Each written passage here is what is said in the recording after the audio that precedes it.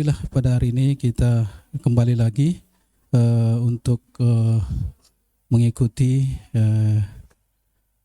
kultum ya, ceramah agama. Dan sebelumnya kami hormati yang kami muliakan Bapak Ketua Pengadilan Tinggi Palu, Bapak Wakil Ketua, Bapak-bapak dan Ibu Hakim yang saya hormati, Bapak Sekretaris, Ibu Sekretaris, dan pejabat fungsional dan jamaah Musala Al-Mizan ya, Al-Mizan yang dirahmati Allah Subhanahu wa taala. Baik, dalam kita tidak terasa kita sudah berada di 12 puasa ya. 12 ya. 12 ada yang 13, 12 ya. Ya berarti kita ada sekitar 10 ya, 10 puasa kita sudah lewati dan kita membuat amalan-amalan amaliyahnya kita dari 10 puasa kemarin dan itu tidak akan kembali lagi. Jadi itu tidak akan kembali lagi dan kita akan menghadapi ke depan berapa puasa dan dengan waktu yang sisa ini mari kita manfaatkan puasa betul-betul. Ya. Jadi yang belum tentu puasa ke depan tahun depan belum tentu kita ketemu juga itu. Jadi kita manfaatkan betul ya. Puasa ini dengan sebaik-baiknya. Salawat dan taslim kita haturkan kepada junjungan Nabi besar Muhammad SAW beserta keluarga para sahabat sekalian. Baik, pada hari ini yang mengisi kultum ya, mengisi kultum yaitu Bapak Dr. Andus Haji Muhammad Safi, Sarjana Hukum, Magister Hukum, di mana beliau akan membawakan tema tentang rukun puasa. Dan kami mempersingkat waktu, untuk itu waktu dan tempat kami silakan. Bismillahirrahmanirrahim. Assalamualaikum warahmatullahi wabarakatuh. Alhamdulillah wa syukurillah wassalatu wassalamu ala rasulillah wa la hawla wa la quwata illa billah ma ba'd. Yang sama-sama kita muliakan Bapak Ketua PTA Palu, yang mulia Bapak KPTA dan rekan-rekan Hakim Tinggi PTA Palu, pejabat, Ibu Panitra, Pak Sekretaris dan jajarannya, seluruh hadirin wal hadirat yang kami muliakan. Pada hari ini kami bukan membawakan kultum. Kalau kultum sebetulnya lebih enak.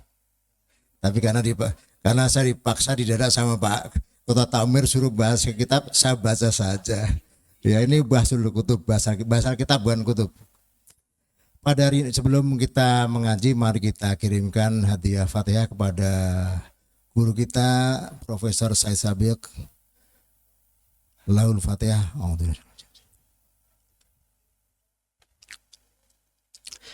Bismillahirrahmanirrahim. Qala al-mu'allif rahimakumullah fi babi ruknul siyam. Dalam hari ini saya bacakan aja. Tema pada pagi ini, siang ini adalah rukun puasa, ada dua. Dalam ini puasa Ramadan. Yang pertama adalah menahan diri dari segala hal yang membatalkan puasa sejak terbitnya matahari sampai terbenamnya. Hal ini sebagaimana firman Allah dalam surat Al-Baqarah. Fal'ana bashiruhunna wabtaghu ma kataballahu lakum wa kulu washrabu hatta yatabayyana lakumul khaytul abyadu minal khaytil aswad minal fajr tsumma atimus syiyam ilal lail.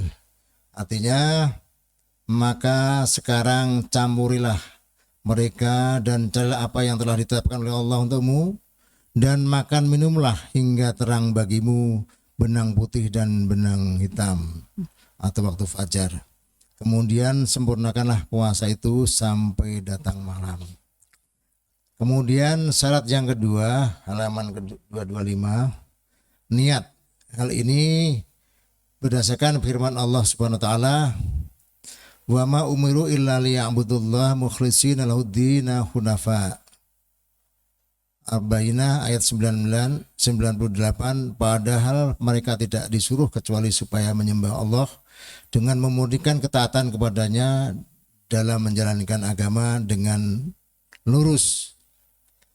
Kemudian hadis Nabi innamal a'malu binniyat wa innamal likulli imri'in ma nawa. Sesungguhnya amal perbuatan tergantung pada niat dan setiap orang memperoleh balasan sesuai dengan apa yang diniatkan. Jadi pertama rukun puasa di sini ada dua menurut fikih sunnah oleh Profesor Said Sabiq, yaitu menahan diri dari min tulu'il fajri ila ghurubil syamsi. Jadi terbitnya fajar sampai terbenamnya matahari. Tadi yang pertama tidak saya panjang lebarkan. Yang kedua niat. Karena sebagaimana firman Allah, sebetulnya perbuatan manusia tergantung niatnya. Kemudian yang artinya padahal mereka tidak disuruh kecuali supaya menyembah Allah dengan memurnikan ketaatan kepadanya dalam menjalankan agama dengan lurus. Al-Bayyinah ayat 98. Rasulullah bersabda yang artinya sesungguhnya amal perbuatan tergantung pada niat dan setiap orang yang memperoleh balasan sesuai dengan apa yang diniatkannya. Niat hendaknya dilakukan sebelum terbit fajar pada setiap malam bulan Ramadan. Hal ini berdasarkan pada hadis Hafsah. Dia berkata Rasulullah SAW bersabda yang artinya siapa yang tidak membulatkan niat berpuasa sebelum terbit fajar maka tidak ada puasa baginya. Puasanya tidak sah. Hadis riwayat Ahmad Tirmizi, Abu Daud, Ibnu Majah dan Nasai. Hadis ini dinyatakan sahih oleh Ibnu Khuzaimah dan Ibnu Hibban. Niat boleh dilakukan kapanpun di malam hari dan niat tidak disyaratkan harus mengucapkannya karena niat merupakan pekerjaan hati dan tidak ada kaitannya dengan lisan. Hakikat niat adalah menyengaja melakukan suatu perbuatan demi melaksanakan perintah Allah Subhanahu wa taala dan mengharapkan keridhoannya. Menurut mayoritas ulama fikih, niat berpuasa untuk puasa sunnah boleh dilakukan di siang hari selama orang tersebut belum makan dan minum. Aisyah radhiyallahu anhu berkata, pada suatu hari Rasulullah SAW menemuikan lantas bertanya, apakah ada suatu makanan di tempat kalian? Kami menjawab tidak ada. Beliau kemudian bersabda yang artinya fa inni shaimun. Kalau begitu aku berpuasa. Hadis riwayat Muslim dan Abu Daud. Mazhab Hanafi mensyaratkan niat dilakukan sebelum tergelincirnya matahari. Inilah pendapat yang masyhur dari kedua pendapat Syafi'i.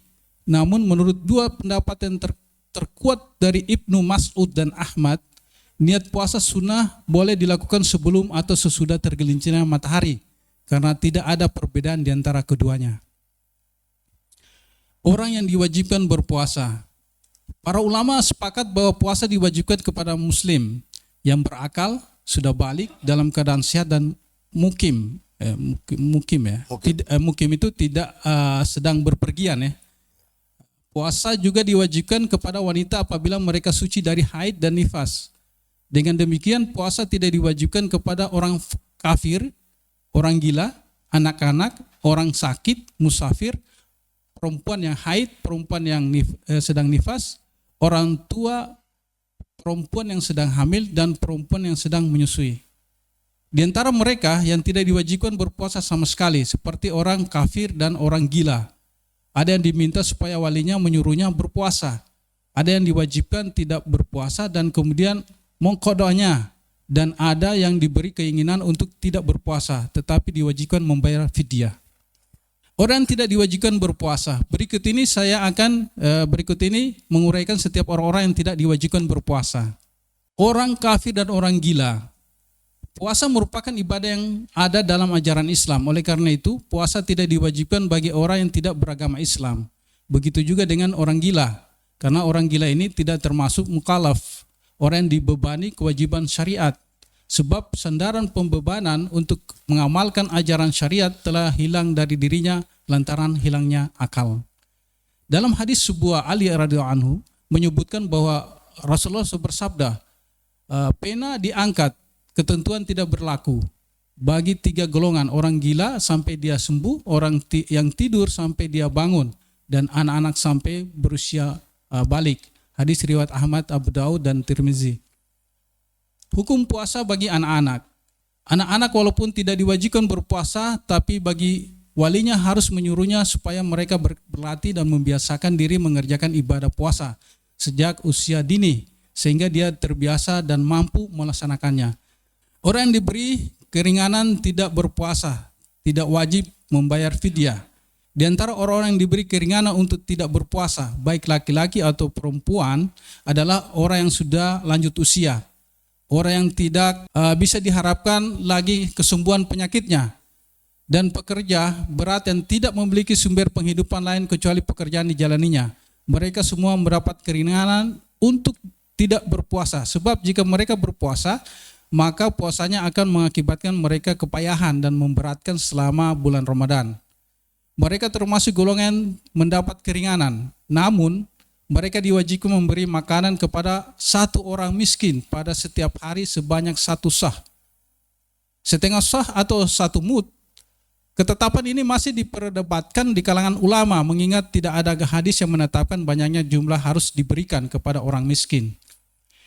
Ibnu Abbas berkata, orang yang sudah lanjut usia diberi keringanan untuk tidak berpuasa, dan dia harus memberi makan satu orang miskin pada setiap hari, dan dia tidak perlu mengganti puasa yang ditinggalkan. Hadis riwayat Daraqutni dan Hakim yang sama-sama menyatakan kosihan Atsar ini. Manakah yang lebih utama bagi orang yang berpergian berpuasa atau tidak berpuasa? Bagi orang yang sedang berpergian, mana yang lebih utama, berbuka atau tetap berpuasa? Mengenai hal ini, para ulama fikih berpendapat, Abu Hanifah, Syafi'i dan Malik berpendapat bahwa berpuasa lebih diutamakan bagi orang yang mampu melakukannya, dan berbuka lebih diutamakan bagi orang yang tidak mampu berpuasa. Sementara Imam Ahmad berpendapat berbuka lebih utama daripada tetap berpuasa. Umar bin Abdul Aziz berkata, yang lebih utama adalah yang paling mudah.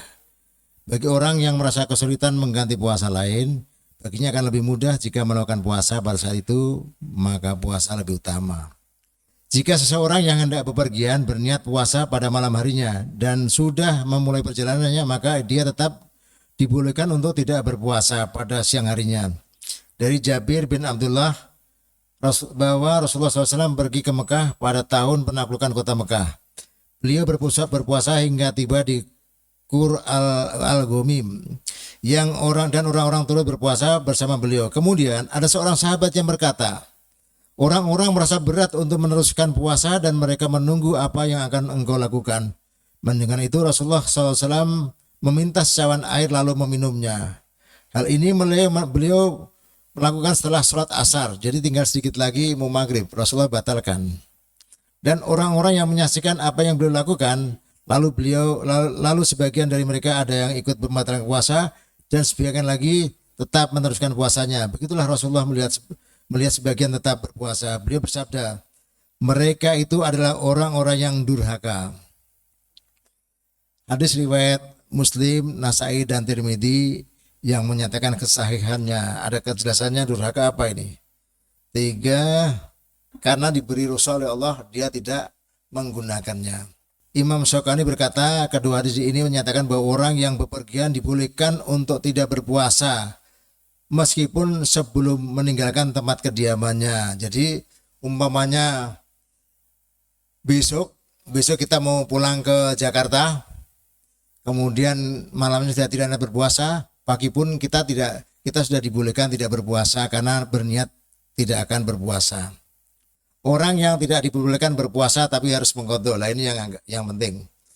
Para ulama fikih sepakat bahwa perempuan yang sedang haid atau nifas tidak diwajibkan berpuasa, bahkan haram berpuasa. Jika mereka berpuasa, maka puasanya tidak sah, tapi mereka harus mengqadha puasa sebanyak yang ditinggalkannya. Imam Bukhari dan Muslim meriwayatkan dari Aisyah, dia berkata, ketika kami mengalami haid di masa Rasulullah, kami diberitakan mengqadha puasa, tapi kami tidak diberitakan untuk mengqadha sholat. Demikianlah fikih sunnah ini yang dibawakan oleh Ustaz Syafaat. Mudah-mudahan Bapak dan Ibu sekalian, hadirin wal hadirat, semuanya sudah paham siapa yang wajib berpuasa, yang tidak wajib puasa, siapa yang boleh meninggalkan puasa atau berbuka, kemudian tidak wajib mengqadanya tapi membayar fidyah, dan siapa yang tidak berpuasa tapi wajib mengqadanya.